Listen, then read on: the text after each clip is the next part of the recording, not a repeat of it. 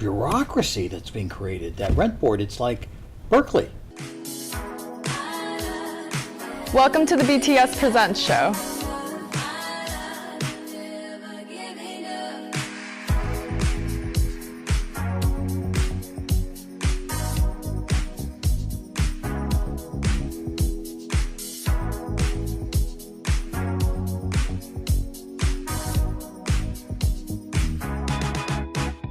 Hi, I'm Candace Bradfield, broker and owner of Bradfield & Associates, and past president of our Santa Cruz County Association of Realtors.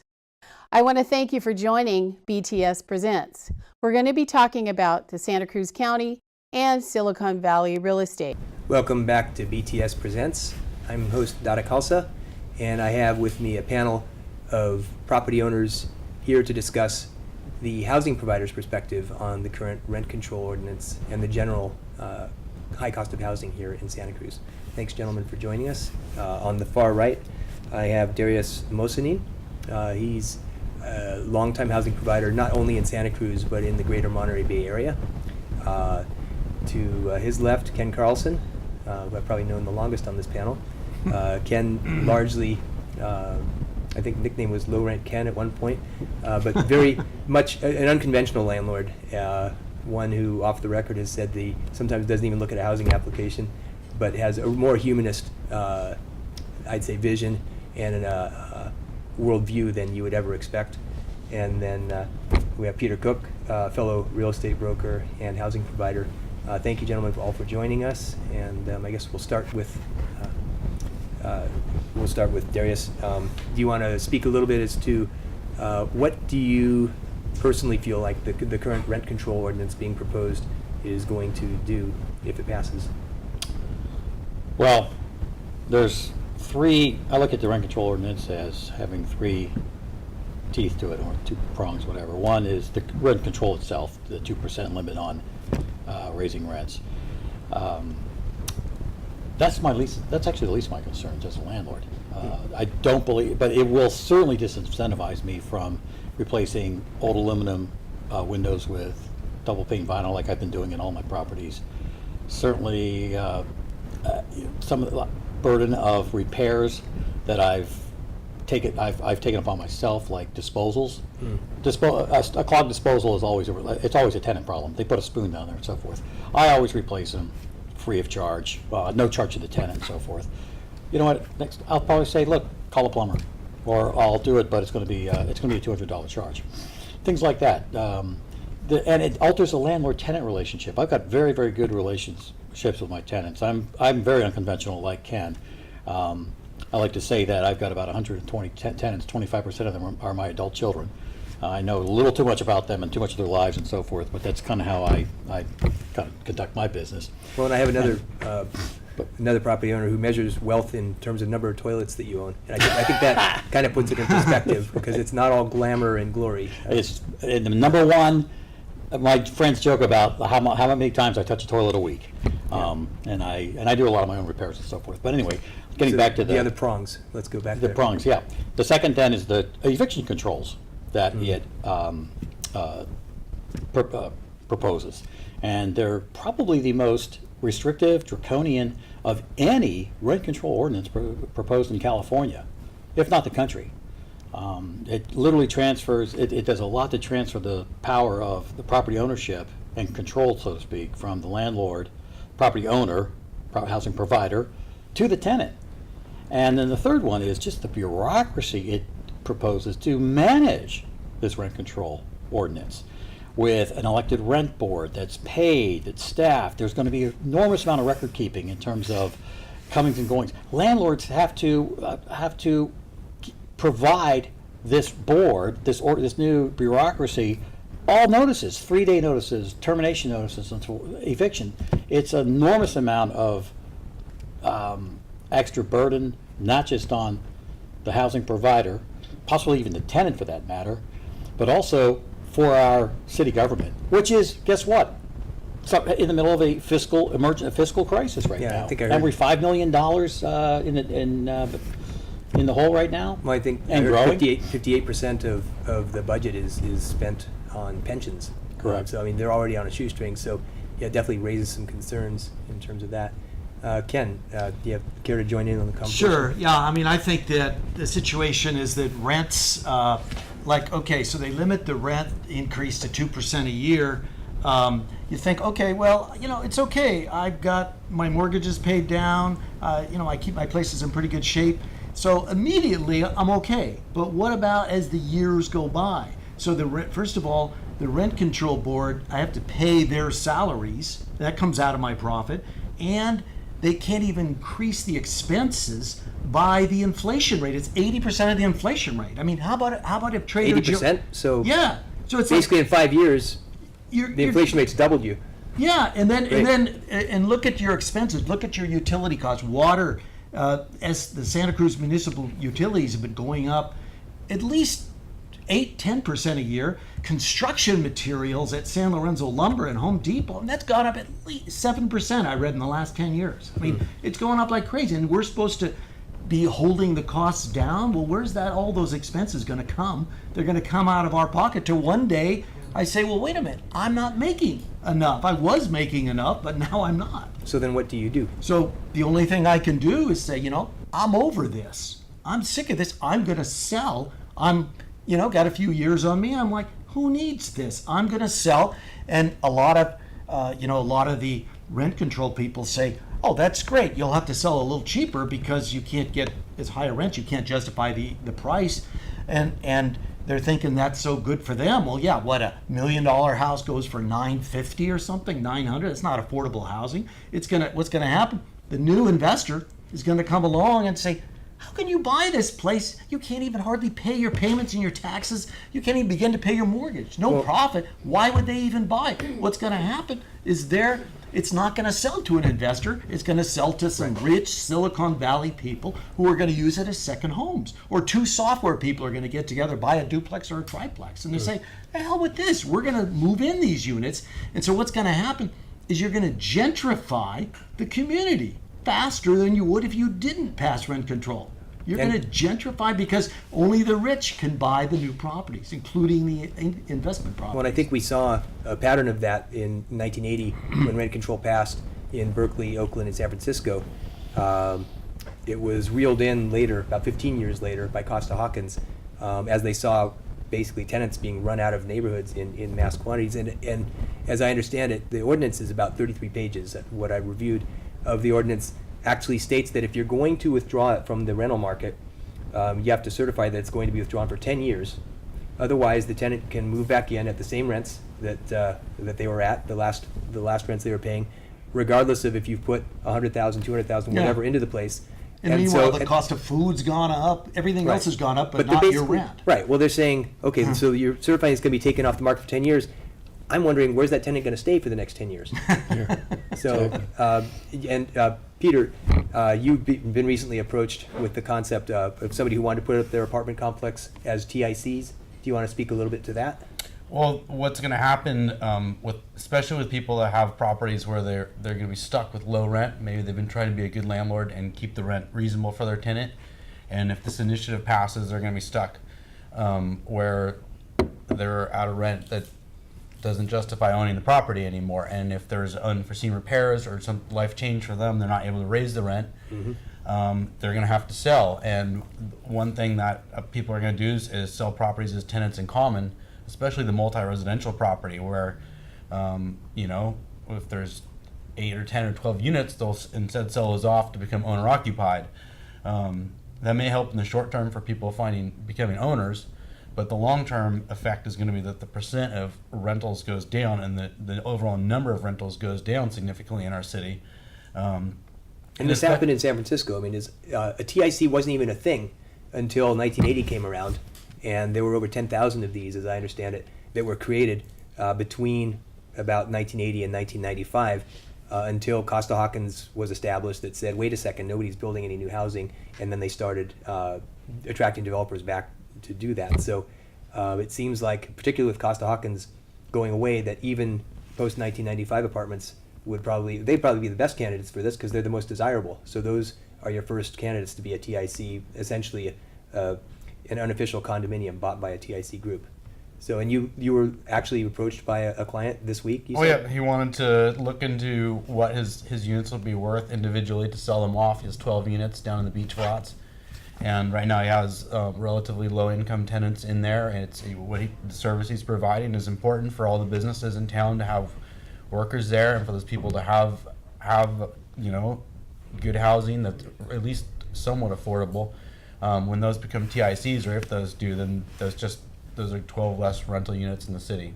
No. Well, it seems, the current rent freeze, and I get it, the city council wants to make a difference. The current rent freeze, what I was thinking was, well, let's see, if you have a low rent tenant with, a relatively nice landlord, and you have a high rent tenant with a landlord that's gouging them, if the low rent landlord is then driven to sell their property to somebody who's going to occupy it under the highest and best use, it's no longer as a rental, it's going to be as a tenant.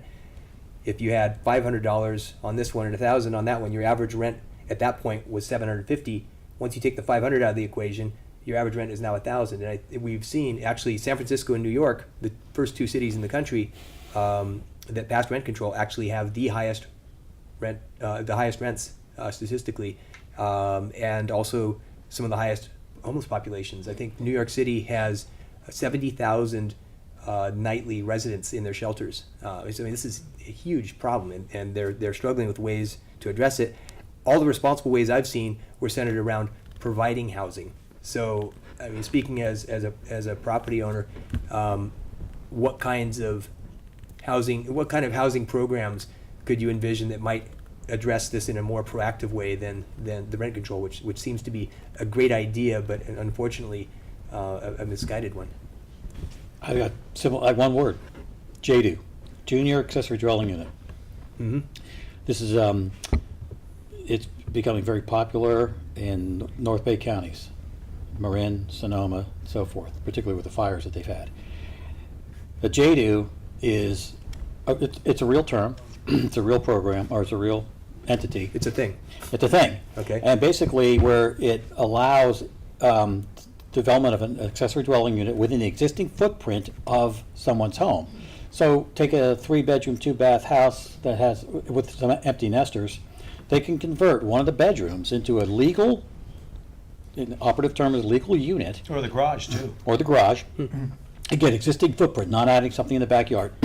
And there's a series of building codes and so forth that are there's issues with and they're working their way through certain building departments up in North counties, and it could be a huge game changer. All of a sudden, you could add enormous amounts of units into existing these huge homes you see in Seabright and the West Side and so forth that might be occupied by some older folks with grown children, and they could convert one of their bedrooms.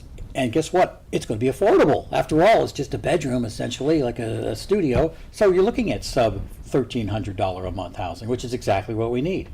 What does it take to get there? Well, you got to socialize our our city council, socialize our building department. I've spoken to Mark Ellis in the building department, and the response was, "Oh, we're just trying to work through our current ADU requirements and so forth."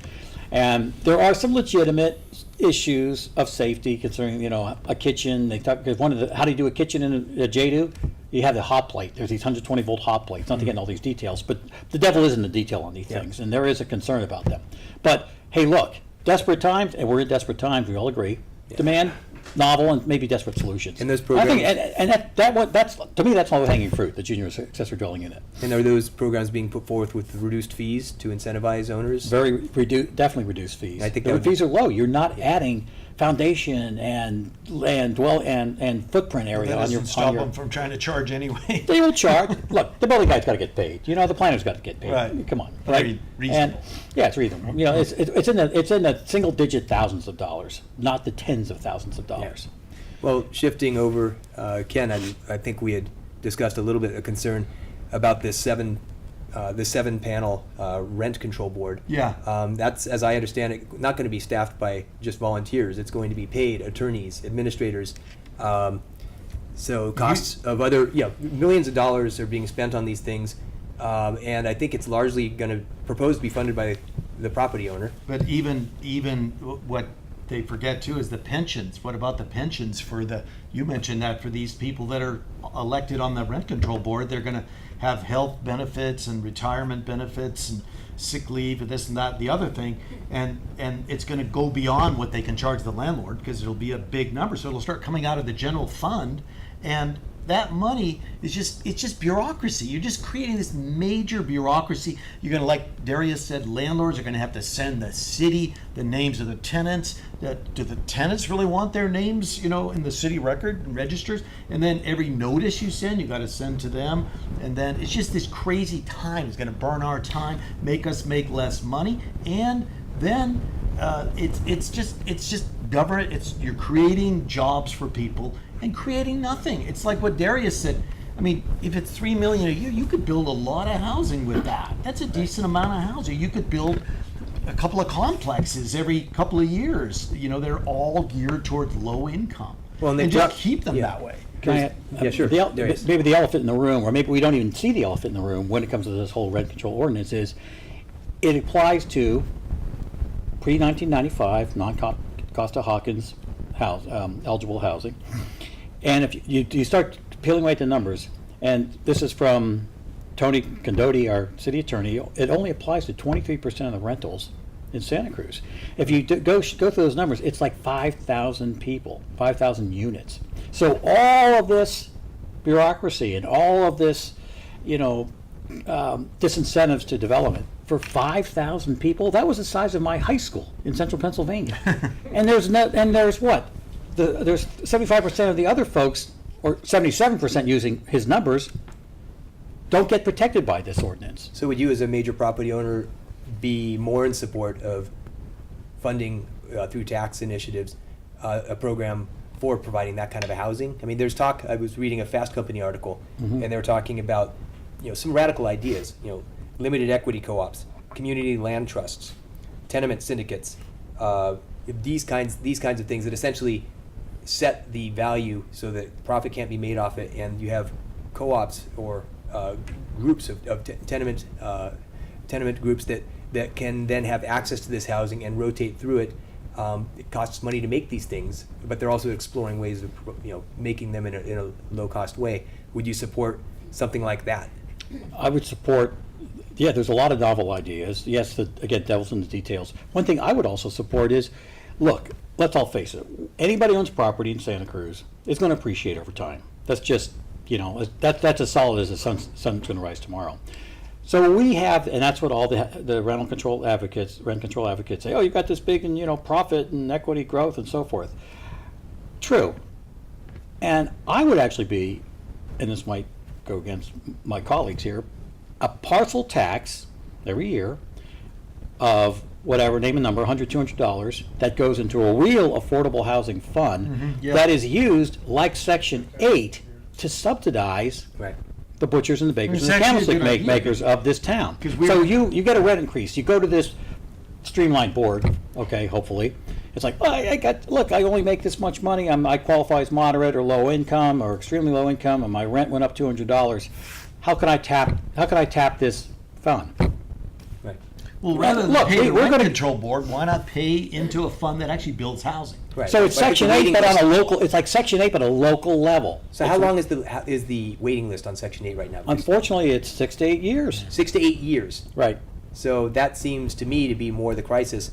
Exactly. The same article was talking on a national level. A lot of the old tenement buildings, the projects, if you will, have been demoed and not replaced. So they're talking about getting back to, and we're not social engineers, but I think really looking at those kinds of things.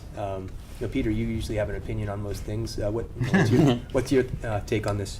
Well, the thing that really has impressed me with this economic recovery that we're having is that in any other time when interest rates have been so low, demand for housing has just been out of control, as clearly everyone agrees. How little construction there is. There's almost no new construction. Everywhere you look, you would expect to see cranes and buildings going up and new units being built. And in this recovery, we're not seeing that. Why is that?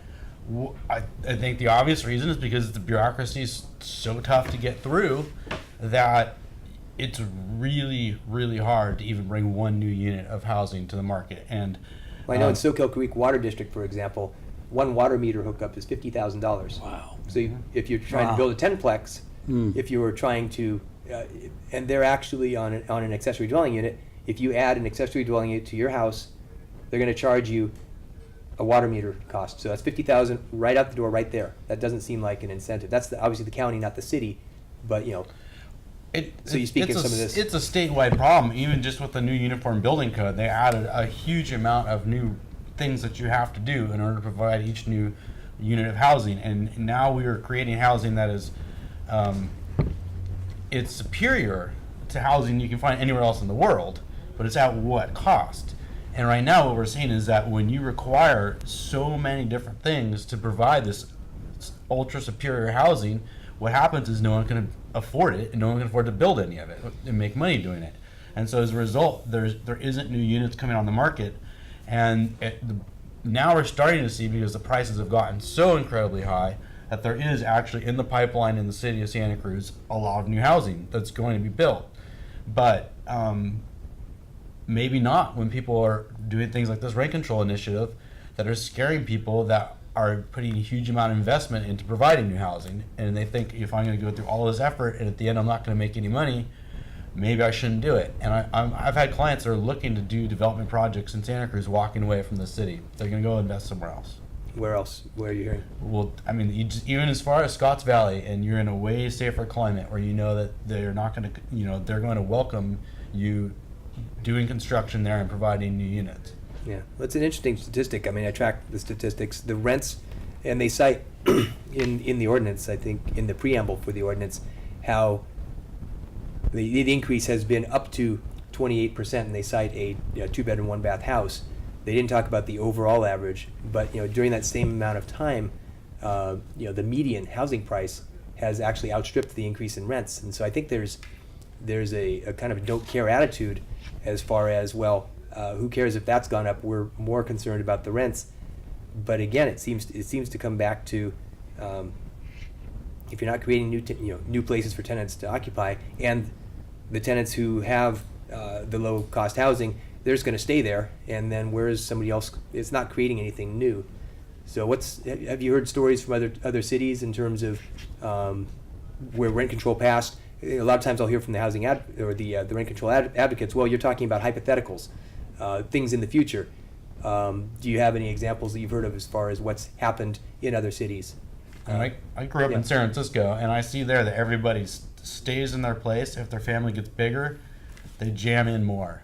And if their kids move away to college, and all of a sudden they're living in way too big a place, they stay anyways. And so what happens is the housing is not used very efficiently, and there's a lot of empty housing that isn't getting used by people that really need housing.